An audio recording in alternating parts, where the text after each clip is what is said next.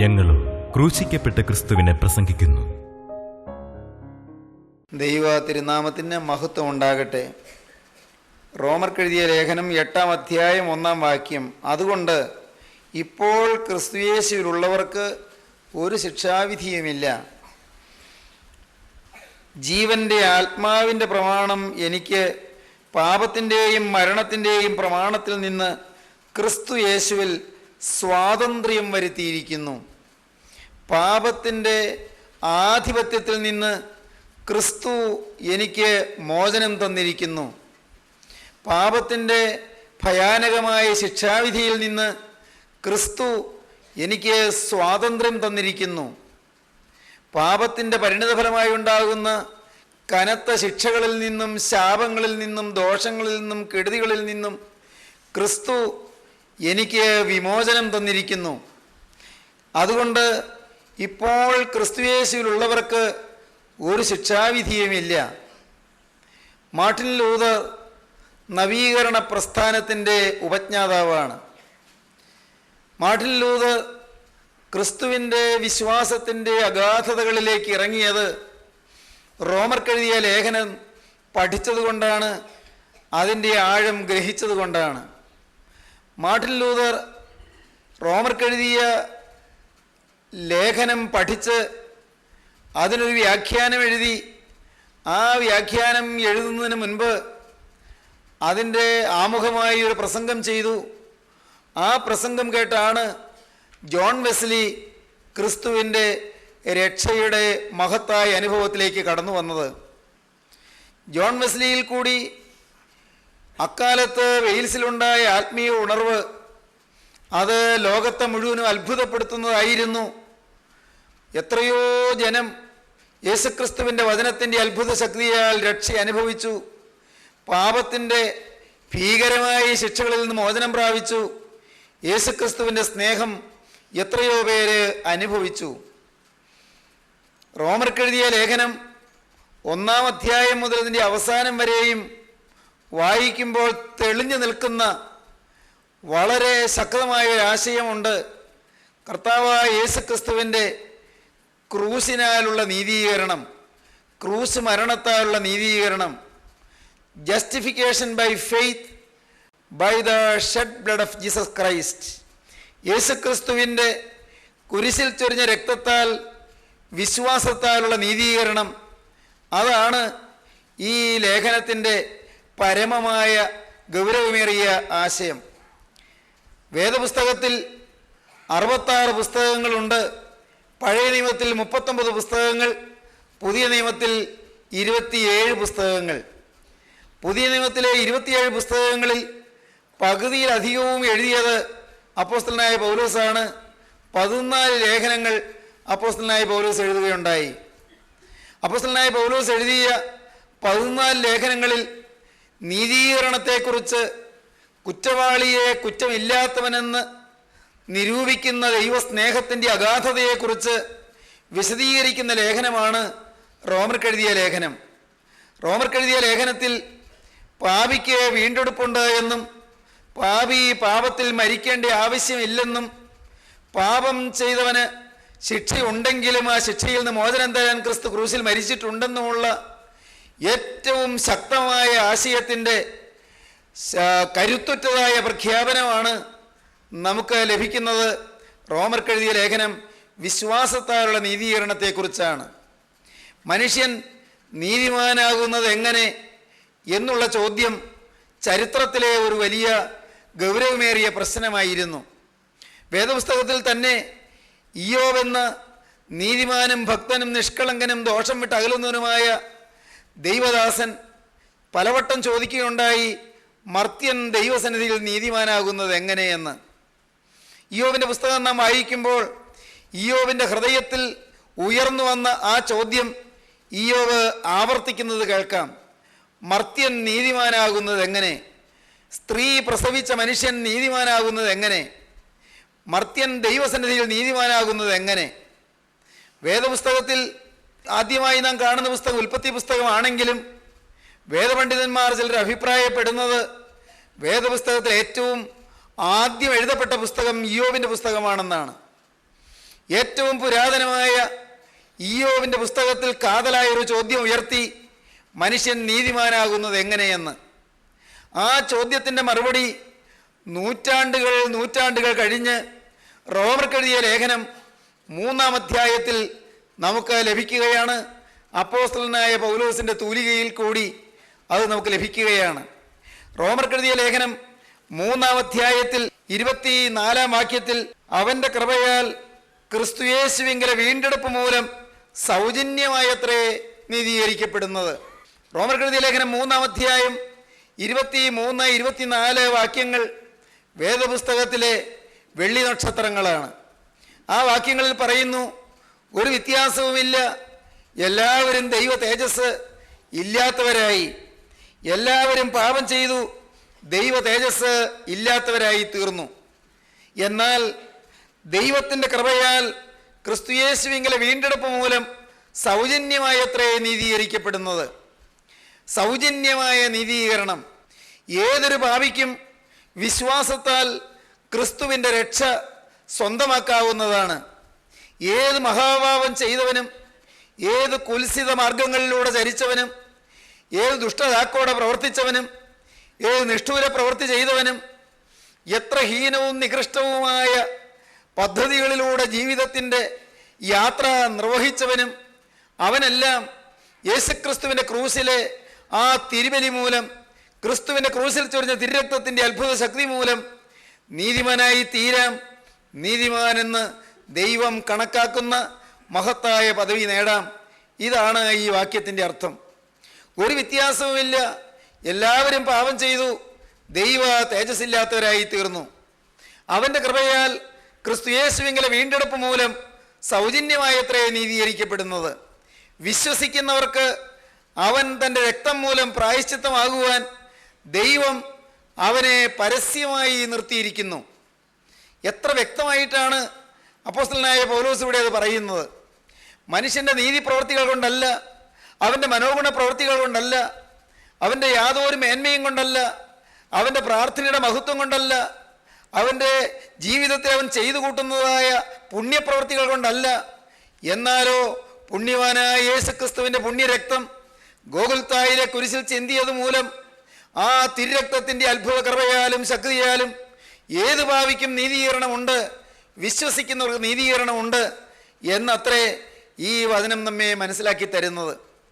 റോമർക്കെഴുതിയ ലേഖനത്തിൻ്റെ 1-ാം അധ്യായം പറയും, എല്ലാവരും പാപം ചെയ്തു, സകലമാന മനുഷ്യരും, അത് പുറജാതികളായ മനുഷ്യർ, യവനന്മാരായ മനുഷ്യർ, ഗ്രീസിലുള്ളതായ ആളുകൾ, യഹൂദന്മാരല്ലാത്തതായ ആളുകൾ, അവരെല്ലാവരും പാപം ചെയ്തു അക്ഷയനായ ദൈവത്തെ ക്ഷയമുള്ള മനുഷ്യൻ, പക്ഷി, ഇഴജന്തു, നാൽക്കാലി എന്നിവയോട് സദൃശമാക്കി കളഞ്ഞു എന്ന് നാം വായിക്കുന്നുണ്ട്. റോമർക്കെഴുതിയ ലേഖനം 2-ാം അധ്യായത്തിൽ അവിടെ പറയുന്നത്, യഹൂദനും പാപം ചെയ്തു, ദൈവജനമെന്നറിയപ്പെടുന്ന ആരാധന ലഭിച്ച യഹൂദനും പാപം ചെയ്തു, യാതൊരു വ്യത്യാസവുമില്ല. യവനൻ മാത്രമല്ല, ബർബരൻ മാത്രമല്ല, അപരിഷ്കൃതരായ മനുഷ്യർ മാത്രമല്ല, പുറജാതികൾ മാത്രമല്ല, യഹൂദനും പാപം ചെയ്തു എന്ന് 2-ാം അധ്യായം പറയും. 3-ാം അധ്യായത്തിലേക്ക് വരുമ്പോൾ കാണുന്നത്, യഹൂദനെന്നും വ്യത്യാസമില്ല, യവനെന്നും വ്യത്യാസമില്ല, സ്വജാതിയെന്നോ വിജാതിയെന്നോ വ്യത്യാസമില്ല, ഒരു വ്യത്യാസവുമില്ല, എല്ലാവരും പാപം ചെയ്തു ദൈവ തേജസ്സില്ലാത്തവരായി തീർന്നു. എന്നാൽ പാപം ചെയ്ത് ദൈവ തേജസ് നഷ്ടപ്പെട്ടു പോയ മനുഷ്യന് ദൈവ തേജസ് തിരികെ തരുവാനായി നിത്യനായ ദൈവം തൻ്റെ ഏകജാതനായ തിരുക്കുമാരൻ കർത്താവായ യേശു ഈ ഭൂമിയിലേക്ക് തിരുവവതാരം ചെയ്യുവാൻ അവിടുന്ന് പ്രസാദിച്ചു. അങ്ങനെ ദൈവപുത്രൻ ഭൂമിയിൽ മനുഷ്യപുത്രനായി അവതരിച്ചു. പ്രിയപ്പെട്ടവരെ, കർത്താവായ യേശുക്രിസ്തു ഈ ഭൂമിയിൽ തിരുവവതാരം ചെയ്തു. 33.5 കൊല്ലം ഈ ഭൂമിയിൽ ഏതാണ്ട് 200 മൈൽ ചുറ്റളവിനുള്ളിൽ അവിടുന്ന് സഞ്ചരിച്ചു. ഗലീല നാടുകളിൽ കൂടി സഞ്ചരിച്ചു. കോറസീനിലും ബേത്സയിലും സഞ്ചരിച്ചു. എറിഹോവിലും യെറൂസലേമിലും സഞ്ചരിച്ചു. മഗദാദേശത്തും ഗദരദേശത്തും ബേഥാനിയിലും സഞ്ചരിച്ചു.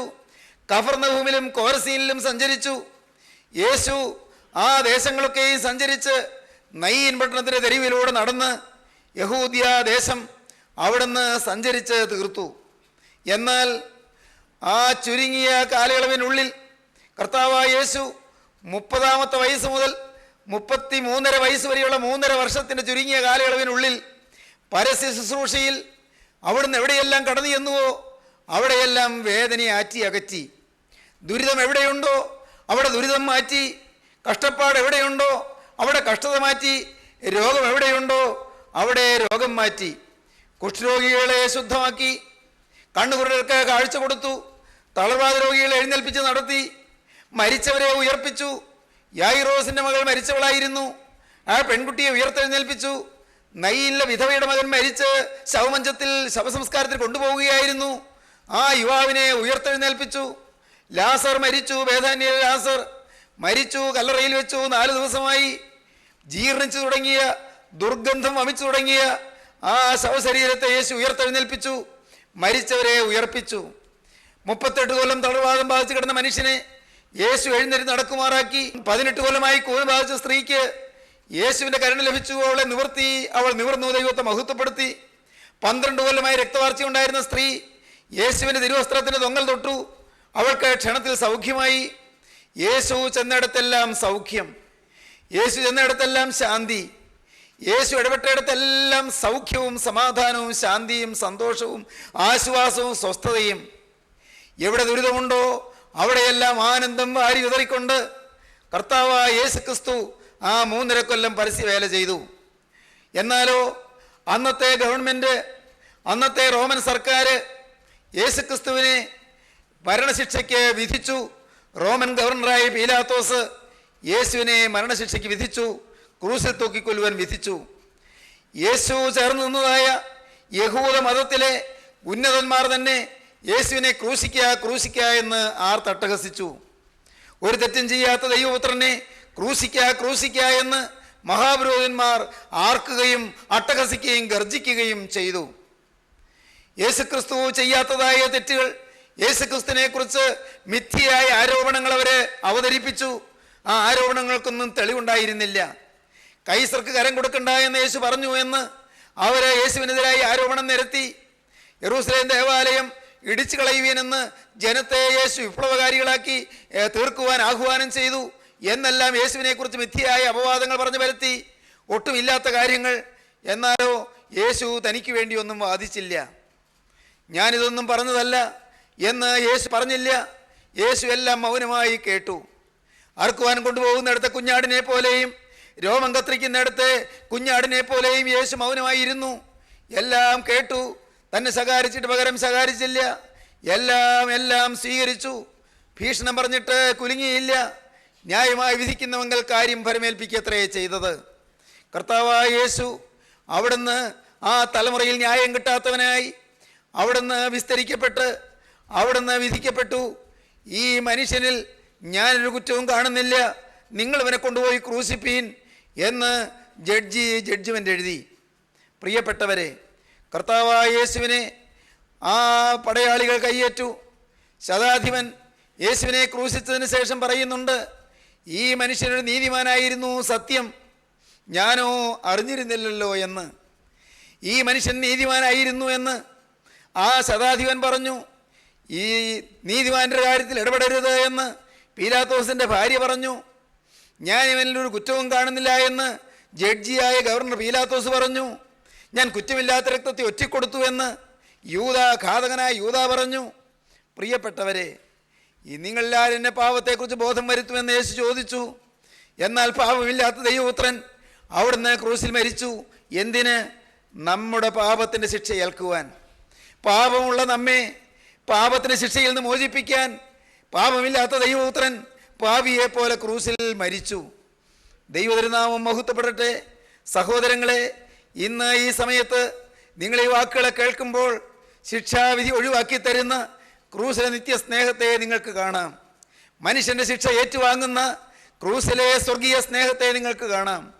പാപം ചെയ്യാത്ത ദൈവപുത്രൻ പാപിയുടെ ശിക്ഷ സ്വന്തം ശരീരത്തിൽ ഏറ്റുവാങ്ങി വഹിക്കുന്ന ആ സ്വർഗീയ സ്നേഹത്തെ നമുക്ക് കാണാം. ഇതെല്ലാം പ്രസംഗിക്കാൻ എളുപ്പമാണെന്ന് ഞാൻ പറയും, പറഞ്ഞു പോകാൻ എളുപ്പമാണ്. എന്നാൽ മറ്റുള്ളവരുടെ വേദനയിൽ പങ്കുചേർന്ന് വേദനിക്കാൻ കഴിയുക, വേറൊരാൾ അനുഭവിക്കുന്ന യാതന സ്വന്തം ജീവിതത്തിൽ ഏറ്റെടുക്കാൻ കഴിയുക, അതത്ര നിസ്സാര കാര്യമല്ല. നിത്യനായ ദൈവത്തിൻ്റെ ഏകജാതനായ തിരുക്കുമാരൻ കർത്താവായ യേശു ക്രൂസിൽ 3 ആണികളിൽ അവിടുന്ന് പിടഞ്ഞു, 3 ആണികളാൽ തറയ്ക്കപ്പെട്ടു.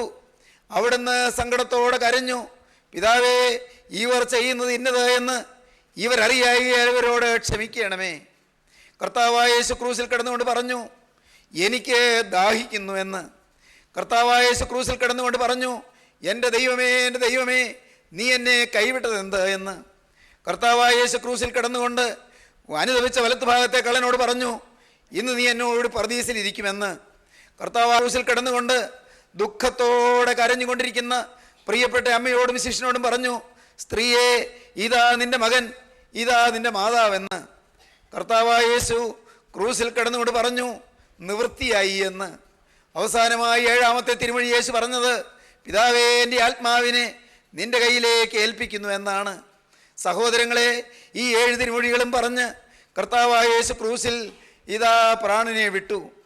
മനുഷ്യൻ്റെ പാപത്തിൻ്റെ മരണം ഒഴിവാക്കുവാൻ, പാപത്തിൻ്റെ ശിക്ഷ ഒഴിവാക്കുവാൻ, പാപത്തിൻ്റെ നരക ദുരിതം ഒഴിവാക്കുവാൻ വേദന ഏറ്റുവാങ്ങി, മരണം ഏറ്റുവാങ്ങി, ദുരിതം ഏറ്റുവാങ്ങി, പീഡയും ദുഃഖവും ഏറ്റുവാങ്ങി നമുക്ക് മോചനം തരുവാൻ യേശു ക്രൂസിൽ മരിച്ചു. അതുകൊണ്ട് ഇപ്പോൾ ക്രിസ്തു യേശുവിലുള്ളവർക്ക് ഒരു ശിക്ഷാവിധിയുമില്ല. റോമർക്ക് എഴുതിയ ലേഖനം 3-ാം അധ്യായത്തിൻ്റെ 23, 24, 25 വാക്യങ്ങളൊന്നുകൂടി കേൾക്കൂ. ഒരു വ്യത്യാസവുമില്ല, എല്ലാവരും പാപം ചെയ്ത് ദൈവ തേജസ്സില്ലാത്തവരായി തീർന്നു. അവൻ്റെ കൃപയാൽ ക്രിസ്തു യേശുവിങ്കലെ വീണ്ടെടുപ്പ് മൂലം സൗജന്യമായി അത്രേ നീതീകരിക്കപ്പെടുന്നത്. വിശ്വസിക്കുന്നവർക്ക് അവൻ തൻ്റെ രക്തം മൂലം പ്രായശ്ചിത്തമാകുവാൻ ദൈവം അവനെ പരസ്യമായി നിർത്തിയിരിക്കുന്നു. സംഖ്യാപുസ്തകം 21-ാം അധ്യായത്തിൽ നാം കാണുന്നുണ്ട് ഒരു സംഭവം. അവിടെ ഇസ്രായേൽ ജനം മരുഭൂമിയിൽ കൂടി യാത്ര ചെയ്തു പോകുമ്പോൾ അവരുടെ മത്സരം കൊണ്ടും പാപം കൊണ്ടും ആ ശിക്ഷ അവരുടെ മേൽ വന്നു. അഗ്നിസർപ്പങ്ങൾ പാളയത്തിൽ ഊടാടി സഞ്ചരിച്ച് ആളുകളെ കടിക്കാൻ തുടങ്ങി. തീ പാമ്പുകൾ സകല ഇസ്രായേൽ പാളയങ്ങളിലൂടെയും ഓടി നടക്കുകയാണ്. അനേകം തീപ്പാമ്പുകൾ, അഗ്നിസർപ്പങ്ങൾ, കടിക്കുന്നവർ വിഷബാധയേറ്റ് തളർന്ന് വീഴുകയാണ്. ഏതാനും സമയത്തിനകം അന്ത്യശ്വാസം വലിക്കുകയാണ്. മരണം ആ ഇസ്രായേൽ പാളയങ്ങളിലൊക്കെയും നടമാടി. മനുഷ്യർ വലഞ്ഞു. അയ്യോ, എന്തു വേണ്ടു എന്ന് പറഞ്ഞ് കരഞ്ഞു. എങ്ങനെ രക്ഷപ്പെടേണ്ടു എന്ന് പറഞ്ഞ് കരഞ്ഞു. അപ്പോഴുണ്ട് മോശ ദൈവത്തോട് നിലവിളിക്കുന്നു, കർത്താവേ, അഗ്നിസർപ്പത്തിൻ്റെ ബാധയേറ്റ്, തീപ്പാമ്പുകളുടെ കടിയേറ്റ് ജനം വിഷബാധയിൽ മരിക്കുന്നല്ലോ, രക്ഷിക്കണമേ, കരുണ തോന്നണമേ എന്ന് പറഞ്ഞ് ദൈവത്തിൻ്റെ അഭിഷിക്തനായ മോശ ദൈവസന്നിധിയിൽ കരം മലർത്തി. പ്രിയപ്പെട്ടവരെ, സ്വർഗത്തിലെ ദൈവം പറഞ്ഞു, ഇവർ വിശ്വസിച്ചാൽ മാത്രം മതി. നീ പിച്ചള കൊണ്ട് ഒരു പാമ്പിനെ ഉണ്ടാക്കൂ, പാളയത്തിൻ്റെ മധ്യത്തിൽ നാട്ടി നിർത്തൂ. എവിടെ നിന്ന് നോക്കിയാലും കാണത്തക്കവണ്ണം ആ താമ്രസർപ്പത്തെ നീ നാട്ടി നിർത്തൂ. പാമ്പിൻ്റെ കടിയേറ്റവര് ആരായാലും മരിക്കാറായവരാണെങ്കിലും ആ പിച്ചള സർപ്പത്തിലേക്ക് ഒന്ന് നോക്കിയാൽ മതി, അവർ രക്ഷ പ്രാപിക്കും, വിഷബാധയിൽ നിന്ന് മോചിതരാകും എന്ന് മോശയോട് ദൈവം അരുളി ചെയ്തു. മോശ പാളയങ്ങളിലെല്ലാം അത് അറിയിച്ചു. ദൈവത്തിൻ്റെ വലിയ നാമം മഹത്വപ്പെടട്ടെ. സഹോദരങ്ങളെ, എന്താണ് ഉണ്ടായത്? മോശ പറഞ്ഞ ആ വാക്ക് ജനം ശ്രദ്ധിച്ചു. പലരും ഓർത്തു, ഈ പറഞ്ഞ മോശ ഒരു പഴഞ്ചനായതുകൊണ്ടായിരിക്കും ഇങ്ങനെ പറയുന്നത്. ശാസ്ത്രബോധമില്ല, ശരീരശാസ്ത്രത്തെക്കുറിച്ച് അറിഞ്ഞുകൂടാ. ശരീരത്തിൽ വിഷമേറ്റാൽ ശരീരത്തിൽ രക്തത്തിൽ കലരുകയില്ലേ? രക്തത്തിൽ നിന്ന് വിഷം അത് ശരീരത്തിൻ്റെ വിവിധ ഭാഗങ്ങളിലേക്ക് വ്യാപിക്കുകയില്ലേ? വിഷത്തിൻ്റെ ബാധ പോകാൻ അങ്ങ് ദൂരെ ഒരിടത്ത് നാട്ടി നിർത്തിയിരിക്കുന്ന പിച്ചള സർപ്പത്തിലേക്ക് നോക്കിയാൽ എന്ത് ഫലം എന്ന് ബുദ്ധിജീവികൾ പലരും ചിന്തിച്ചു. അവർ നോക്കിയില്ല, അവർ തളർന്നു, അവർ മയങ്ങി, അവർ ഇതാ മരണക്കയത്തിലേക്ക് മുങ്ങിത്താണു.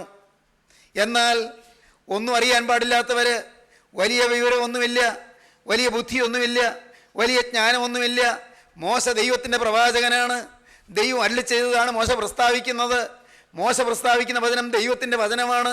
അത് വിശ്വസിച്ചവർ അവരെന്ത് ചെയ്തു? മയങ്ങി പോകുമ്പോൾ, ബോധം കെട്ടു തുടങ്ങുമ്പോൾ, ഇതാ വിഷബാധയിൽ താണു പോകുമ്പോൾ അവർ നോക്കി അങ്ങ് ദൂരെയുള്ള ഉയരത്തിൽ നാട്ടിയിരിക്കുന്ന പിച്ചള സർപ്പത്തിലേക്ക്. എന്തൊരത്ഭുതം!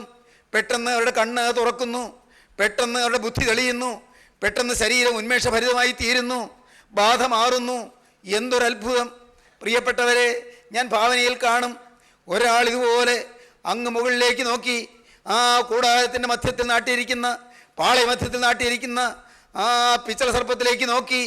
പെട്ടെന്ന് അവന് ബോധം കിട്ടി, അവൻ്റെ ശരീരത്തിൽ ആരോഗ്യം കിട്ടി, വിഷബാധ അവനിൽ നിന്ന് മാറിപ്പോയി. അപ്പോൾ അവൻ വേഗം ഓടി അടുത്ത കൂടാരത്തിലേക്ക്. അവിടെ വിഷബാധയേറ്റ് തളർന്നു കിടക്കുന്നു ചിലര്. അവരെ അവൻ തട്ടി എഴുന്നേൽപ്പിച്ചു. നോക്കൂ, നിങ്ങൾ ആ പിച്ചള സർപ്പത്തിലേക്ക് നോക്കിയാൽ മതി, നിങ്ങൾക്ക് രക്ഷപ്പെടാം. അത് മാത്രമേ പോംവഴിയുള്ളൂ. നിങ്ങൾക്ക് രക്ഷപ്പെടാം. നിങ്ങളൊന്നും ചെയ്യണ്ട, നിങ്ങൾ മരുന്ന് കുടിക്കണ്ട, മരുന്ന് കഴിക്കണ്ട, മരുന്ന് ഇഞ്ചക്ട് ചെയ്യണ്ട. നിങ്ങൾ ഒന്ന് മാത്രം ചെയ്താൽ മതി, ആ പിച്ചള സർപ്പത്തിലേക്ക് നോക്കിയാൽ മതി, രക്ഷപ്പെടാം. ഈ മനുഷ്യൻ, രക്ഷപ്പെട്ട മനുഷ്യൻ മറ്റുള്ളവരോട് പറഞ്ഞു. അവർ നോക്കി, അവരും രക്ഷ പ്രാപിക്കുകയാണ്. ഇതാ അവർ വേഗം കുതിച്ച് മറ്റു കൂടാരങ്ങളിലേക്ക് ഓടുന്നു. അവർ ചിതറി ഓടുന്നു, വിവിധ കൂടാരങ്ങളിലേക്ക് ചെല്ലുന്നു. അവിടെ മരിച്ചുകൊണ്ടിരിക്കുന്നവരോട് പറയുന്നു, നിങ്ങൾ മരിക്കേണ്ട ആവശ്യമില്ല, നിങ്ങൾ നശിക്കേണ്ട ആവശ്യമില്ല, നിങ്ങൾ അപകടത്തിലാകേണ്ട കാര്യമില്ല. പിച്ചള സർപ്പം നാട്ടപ്പെട്ടിട്ടുണ്ട്, പിച്ചള സർപ്പത്തിലേക്ക് നോക്കിയാൽ മതി, രക്ഷ പ്രാപിക്കാമെന്ന് പറഞ്ഞു. നോക്കിയവർ രക്ഷ പ്രാപിച്ചു. പ്രിയപ്പെട്ടവരെ, ഇതാ കർത്താവായ യേശുവിൻ്റെ ജീവൻ്റെ വചനം നമ്മെ അറിയിക്കുന്ന എന്താണ്? മനുഷ്യപുത്രൻ ഇതാ മോശ മരുഭൂമിയെ സർപ്പത്തെ ഉയർത്തിയതുപോലെ മനുഷ്യപുത്രനെയും ഉയർത്തേണ്ടതാകുന്നു. മോശ മരുഭൂമിയിൽ സർപ്പത്തെ ഉയർത്തിയതുപോലെ മനുഷ്യപുത്രനെ ഉയർത്തേണ്ടതാകുന്നു. അവനിൽ വിശ്വസിക്കുന്ന ഏവനും നശിച്ചു പോകാതെ നിത്യജീവൻ പ്രാപിക്കേണ്ടതിന് തന്നെ. യോഹന്നാന്റെ സുവിശേഷം 3-ാം അധ്യായം 14-ാം വാക്യം. മോശ മരുഭൂമിയിൽ സർപ്പത്തെ ഉയർത്തിയതുപോലെ മനുഷ്യപുത്രനെയും ഉയർത്തേണ്ടതാകുന്നു. അവനിൽ വിശ്വസിക്കുന്ന ഏവനും നശിച്ചു പോകാതെ നിത്യജീവൻ പ്രാപിക്കേണ്ടതിന് തന്നെ. 34-ാം സങ്കീർത്തനത്തിൽ സങ്കീർത്തനക്കാരനായ ദാവീദ് പാടി, അവങ്കിലേക്ക് നോക്കിയവർ പ്രകാശിതരായി, അവരുടെ മുഖം ലജ്ജിച്ചു പോയതുമില്ല. പ്രിയപ്പെട്ടവരെ, നോക്കുവാനൊരു ആശ്രയസ്ഥാനമുണ്ട്, നോക്കി രക്ഷപ്പെടുവാനൊരു സങ്കേത നഗരമുണ്ട്, നോക്കി സങ്കേതം പ്രാപിപ്പാൻ ഇതാ ക്രൂശിലെ രക്ഷകനുണ്ട്. അവങ്കലേക്ക് നോക്കിയവർ പ്രകാശിതരായി, അവരുടെ മുഖം ലജ്ജിച്ചു പോയതുമില്ല. പ്രിയപ്പെട്ടവരെ, റോമർക്ക് എഴുതിയ ലേഖനം എഴുതിയ അപ്പോസ്തലനായ പൗലോസ് എബ്രായ ലേഖനം എഴുതിയപ്പോൾ 12-ാം അധ്യായത്തിൽ പറഞ്ഞു. 12-ാം അധ്യായം 2-ാം വാക്യം മുതൽ വായിക്കുമ്പോൾ കാണാം, വിശ്വാസത്തിൻ്റെ നായകനും പൂർത്തി വരുത്തുന്നവനുമായ യേശുവിനെ നോക്കുവീനെന്ന്. എബ്രായ ലേഖനം 3-ാം അധ്യായത്തിന് 1-ാം വാക്യം പറയും, അതുകൊണ്ട് വിശുദ്ധ സഹോദരന്മാരെ, സ്വർഗീയ വിളിക്ക് ഓഹരിക്കാരായുള്ളവരെ, നാം സ്വീകരിച്ചു പറയുന്ന അപ്പോസ്തലനും മഹാപുരോഹിതനുമായ യേശുവിനെ ശ്രദ്ധിച്ച് നോക്കുവീൻ. നോക്കുവാൻ യേശുവുണ്ട്, രക്ഷപ്പെടുവാൻ യേശുവുണ്ട്. ഏത് പാപിക്കും രക്ഷപ്പെടാം. പ്രിയരെ, നിങ്ങൾ വിശ്വസിച്ചുകൊണ്ട് നോക്കിയാൽ മതി. കഴിഞ്ഞകാല ജീവിതത്തിൽ വന്നുപോയ തെറ്റുകളെല്ലാം സകലവും ഒരു നിമിഷം കൊണ്ട് പരിഹരിക്കപ്പെടും. യേശു ക്രിസ്തുവിൻ്റെ രക്തം സകല പാപവും പോക്കി നമ്മെ ശുദ്ധീകരിക്കും. ആരും തളരണ്ട, ആരും നിരാശപ്പെടണ്ട. Be sure your sin will find you out. നിശ്ചയമായി നിന്റെ പാപം നിന്നെ കണ്ടെത്തും. As you sow you reap. നീ വിതയ്ക്കുന്നത് നീ കൊയ്യും. സത്യം, വിതച്ചാൽ അത് തന്നെ കൊയ്യും. വിതച്ചാൽ അതിലേറെ കൊയ്യും. വിതച്ചാൽ പല നാളുകൾക്ക് ശേഷം കൊയ്യും. ശരിയാണ്, നിന്റെ പാപം നിന്നെ കണ്ടെത്തും, സംശയമില്ല. അത് ഉറപ്പാക്കിക്കൊള്ളുക. Be sure your sin will find you out. എൻ്റെ ദൈവമായ യഹോവേ, ഞാൻ നിന്നെ ശരണം പ്രാപിക്കുന്നു. എന്നെ വേട്ടയാടുന്ന എല്ലാവരുടെയും കയ്യിൽ നിന്ന് എന്നെ രക്ഷിച്ച് വിടുവിക്കണമേ. പ്രിയപ്പെട്ടവരെ, പാപം വേട്ടയാടുന്നു. എന്നാൽ പാപത്തിൻ്റെ പിടിയിൽ നിന്ന് മോചനം പ്രാപിപ്പാൻ ഇതാ യേശുക്രിസ്തു ക്രൂശിന്മേൽ നാട്ടപ്പെട്ടിരിക്കുന്നു. അവങ്കിലേക്ക് നിങ്ങൾ നോക്കുമോ? അവനെ നിങ്ങൾ ആശ്രയിക്കുമോ? അവന് നാമം വിളിച്ചപേക്ഷിക്കുമോ? അവനെ കർത്താവ് രക്ഷിതാവുമായി സ്വീകരിക്കുമോ? അവനോടിപ്പോൾ നിങ്ങൾ ഉള്ളു തുറന്ന് ഒരു വാക്കിപ്പോൾ പറയുമോ? കർത്താവേ, ഇതുവരെയുള്ള എൻ്റെ ജീവിതം പാപ മലീമസമായി പോയി. ഇതുവരെയുള്ള എൻ്റെ ജീവിതം പാപത്തിന് ഞാൻ വിട്ടുകൊടുത്തുപോയി. എൻ്റെ ചിന്തകളിൽ പാപം, എൻ്റെ നാവിൽ വാക്കുകളിൽ പാപം, എൻ്റെ പ്രവൃത്തികളിൽ പാപം, എൻ്റെ ഓരോ അവയവം കൊണ്ടും ഞാൻ പാപം ചെയ്തു. ബാഹ്യേന്ദ്രിയങ്ങൾ കൊണ്ടും ആന്തരേന്ദ്രിയങ്ങൾ കൊണ്ടും ഞാൻ പാപം ചെയ്തു. പുറമേയുള്ള അവയവം കൊണ്ട് പാപം ചെയ്തു. അകമേയുള്ള ഇന്ദ്രിയങ്ങൾ കൊണ്ട് പാപം ചെയ്തു. എൻ്റെ കർത്താവേ, എൻ്റെ ജീവിതത്തിൽ അകവും പുറവും പാപമായി പോയി. ഞാൻ മുഴുവൻ പാപപൂർണനായി പോയി. പാപത്തിൽ ഞാൻ വീണുപോയി. കർത്താവേ, പാപം എന്നെ മൂടിക്കളഞ്ഞു. സാത്താൻ്റെ വലയിൽ ഞാൻ കുടുങ്ങിപ്പോയി. അത് സാത്താൻ എന്നെ വഞ്ചിക്കുവാൻ കാരണം ഞാൻ പാപം ചെയ്യുവാൻ എന്നെ തന്നെ വിട്ടുകൊടുത്തതാണ്. എനിക്ക് ന്യായീകരണം ഇല്ല. കർത്താവേ, മനസ്സലിയണമേ. ദൈവമേ, ഇപ്പോൾ പാപത്തിന്റെ ഉരുക്കുമുഷ്ടിയിൽ നിന്ന് വിടുവിക്കണമേ. സാത്താന്റെ ഭീകരമായ അടിമത്വത്തിൽ നിന്ന് എനിക്ക് മോചനം തരണമേ. പാപം എന്നെ കണ്ടുപിടിക്കുന്നതിന് മുൻപ് ഇതാ ഞാൻ എൻ്റെ പാപത്തെ കണ്ടുപിടിച്ച് അനുതാപത്തോടെ ഏറ്റുപറയുന്നു, പാപത്തെ ഉപേക്ഷിക്കുന്നു, ഒരു പുതിയ ജീവിതം ഇതാ ഞാൻ തുടങ്ങുന്നു. എന്നോട് കനിയണമേ, എന്നോട് മനസ്സലിയണമേ, എന്നെ വീണ്ടെടുക്കണമേ, എന്നെ വിശുദ്ധീകരിക്കണമേ, രക്തത്താൽ എന്നെ കഴുകണമേ. എന്നെ നിന്റെ മകനും നിന്റെ അവകാശിയുമാക്കി തീർക്കണമേ. എന്നെ നിന്റെ മകളും നിന്റെ അവകാശിയുമാക്കി തീർക്കണമേ. എൻ്റെ മേൽ നിന്റെ കൃപ പകരണമേ. എൻ്റെ മേൽ നിന്റെ കരുണ ചൊരിയണമേ. നിന്റെ ആണിപ്പോടുള്ള കരം ഇപ്പോൾ എൻ്റെ ശിരസിൽ വെക്കണമേ. എൻ്റെ അകൃത്യം മാറ്റണമേ. എൻ്റെ ലംഘനങ്ങൾ മായിച്ചു കളയണമേ. എൻ്റെ പാപങ്ങൾക്കൊരു മോചനം തരണമേ. ശിക്ഷയിൽ നിന്ന് മോചനം തന്ന് എനിക്ക് സ്വർഗീയ സൗഭാഗ്യം തരണമേ. നിത്യജീവന്റെ അവകാശം തരണമേ. ദൈവമക്കളെ, നമുക്ക് പ്രാർത്ഥിക്കാം. സ്നേഹം നിറഞ്ഞ പിതാവേ, ഈ നല്ല സമയത്തിനായി സ്തോത്രം, തിരുവചനങ്ങൾക്കായി സ്തോത്രം, ദിവ്യദൂതനായി സ്തോത്രം, പാപത്തിന്റെ പരിഹാരമായി ക്രിസ്തു ജീവിക്കുന്നതിനാൽ സ്തോത്രം. ഉയർത്തെഴുന്നേറ്റ് ജീവിക്കുന്ന ക്രിസ്തുവിന്റെ രക്ഷണ്യമായ വേല ഞങ്ങളുടെ മനസ്സിൽ എപ്പോഴും തെളിഞ്ഞു നിൽക്കുവാൻ തക്കവണ്ണം തിരുവചനം ഞങ്ങൾക്ക് തന്നതിനായി സ്തോത്രം. നാഥ, ഞങ്ങളെ എല്ലാവരെയും രൂപാന്തരപ്പെടുത്തണമേ. ഈ വചനം കേട്ട് എല്ലാവരെയും അനുഗ്രഹിക്കണമേ. രോഗികളെ സൗഖ്യമാക്കണമേ. ബന്ധനത്തിലിരിക്കുന്നവരെ വിടുവിക്കണമേ. പാപത്തിൽ കുടുങ്ങിപ്പോയവരെ രക്ഷിക്കണമേ. ബന്ധനങ്ങൾ അഴിച്ചു കളയണമേ. പൈശാചിക ബാധകൾ നീക്കിക്കൊടുക്കണമേ. എല്ലാവരെയും വാഴ്ത്തണമേ, അനുഗ്രഹിക്കണമേ. കുടുംബശാന്തി നൽകണമേ. യേശുക്രിസ്തുവിന്റെ ജയകരമായ നാമത്തിൽ തന്നെ ആമീൻ.